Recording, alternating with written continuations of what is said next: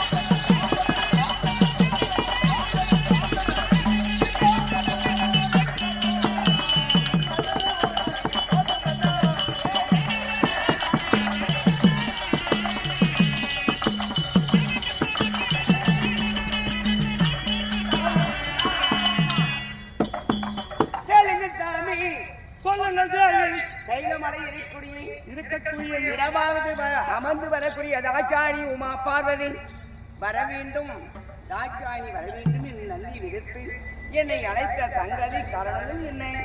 இந்த விளக்கத்தை உனக்கு விரிவாக சொல்ல வேண்டும்.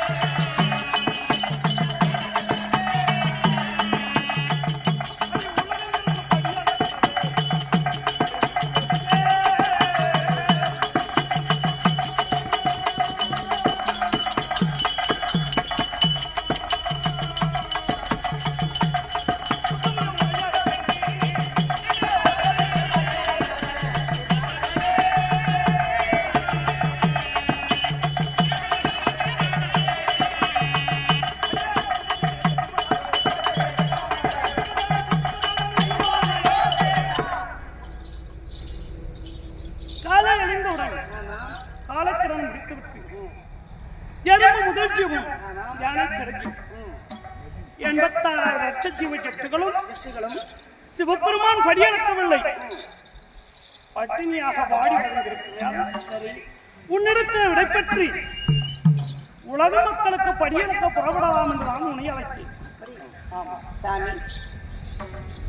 வேறு நாட்களாக உலகம் தெரிந்து வழியெழுக்குவேன், வழியெழுந்து சென்று வருகிறேன் என்று கேட்பது, நானும் உங்களை வழி அனுப்பது. ஆனால் இன்று நாளையில் தாங்களிடத்தில் ஒரு சந்தேகமாக இருக்கிறது. மன்னவனிடத்தில் உணவு என்ன சந்தேகத்தை தீர்க்க வேண்டுமா? எத்தனையோ நாட்கள் நான் கேட்கலாம் படியலுக்கு செல்லும் போது எல்லாம் நான் படியெழுந்து வந்துவிட்டேன் தேவி என்று சொல்லும் போது, எறும்பு முதல் யானை வரை என்னாறு கோடி மக்களுக்கெல்லாம் படியெழுந்து வருவேன் என்று சொல்லும் நேரத்தில் இவர் படி அழுப்பாரா அழைக்க மாட்டாரா என்று ஒரு எறும்பை பிடுங்கி இந்த முந்தானியை நான் இந்த முடி போட்டு வைத்தேன். அந்த எறும்புல அரிசி கொடுப்பாரா, சாப்பாடு கொடுக்க மாட்டாரு என்று பார்த்தேன். ஆனால் அதை நீங்கள் வந்தவுடனே எடுத்து பார்த்தேன். அந்த எறும்பில் ஒரே ஒரு அரிசி அதில் இருந்தது. அப்பொழுது நான் நம்பினேன். ஆனால் அதை நம்பினாலும், ஆனால் இன்று நான் தாங்களிடத்தில் ஒரு வார்த்தை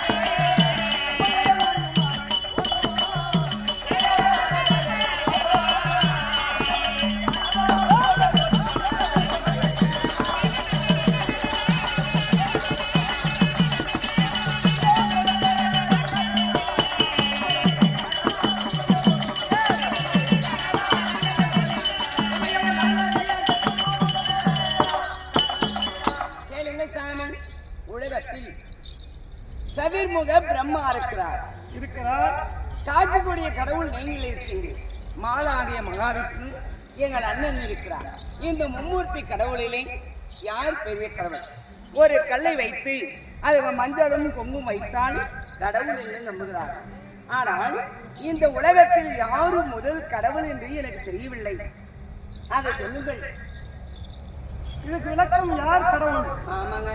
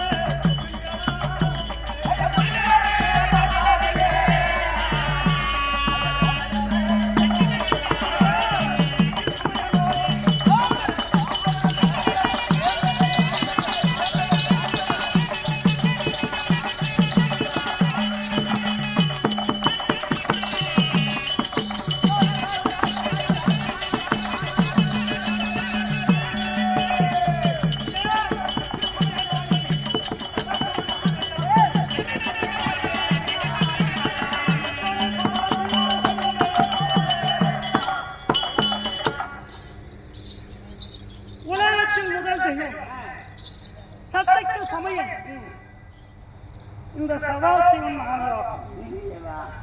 ஐயோ, இதுவரைக்கும் எனக்கு தெரியவே இல்லை. நீங்கள் தான் கடவுள்.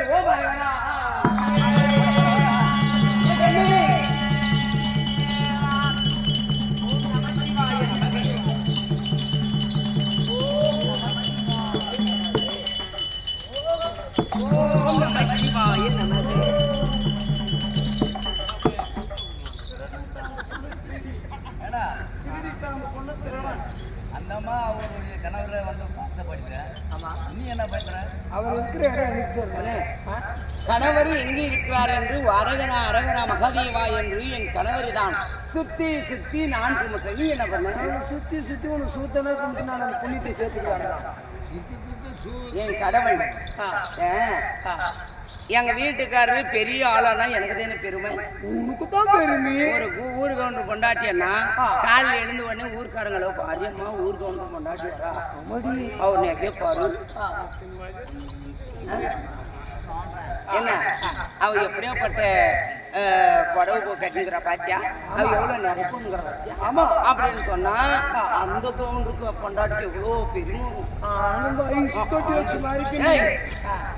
மேல கை வைக்கணும். அம்மா தொட்டு பேசுறேன். அவளும் என்ன தோடு என்ன தோடுமா அம்மா தொட்டு பேசாது. எங்க அம்மா அதனால அந்த பெண்ணுக்கு எவ்வளவு சந்தோஷம் இருக்கும். உலகத்தில் என் கணவர் முதல் கடவுள் என்றால் எனக்கு எவ்வளவு பெருமை சேரும். இந்த தாலி பத்தியா நீ கும்பிடுற பாத்ரூம்ல குளிக்கும் போது ஆண்டு தெரியாத கல்வி வச்சுக்கிறாங்க. சோப்பு போடும்போது அது உங்கூட்காரி அப்படி பாரு. தாலிப்படி இல்லாம வந்துருக்கிறா பாரு.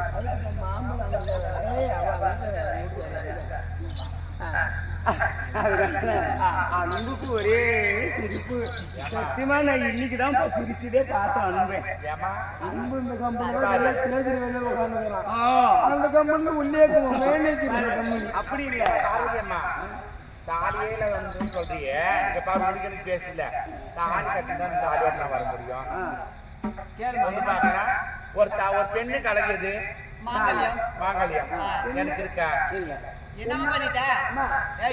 பெண்ணா பிறந்தா அவங்க கழுத்துல இந்த மாங்கல்யங்க எங்க வீட்டுல அது பாரு.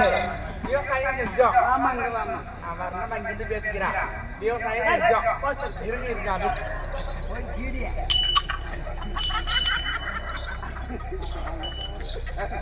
அது அன்பு கூட்டு போயிருக்கேன். சேர்ந்துருவார் ராஜ்யத்தெல்லாம். அதனால அப்பொழுது என் கணவர் என்றால் மிக்க சந்தோஷம் அடைவேன். அதனால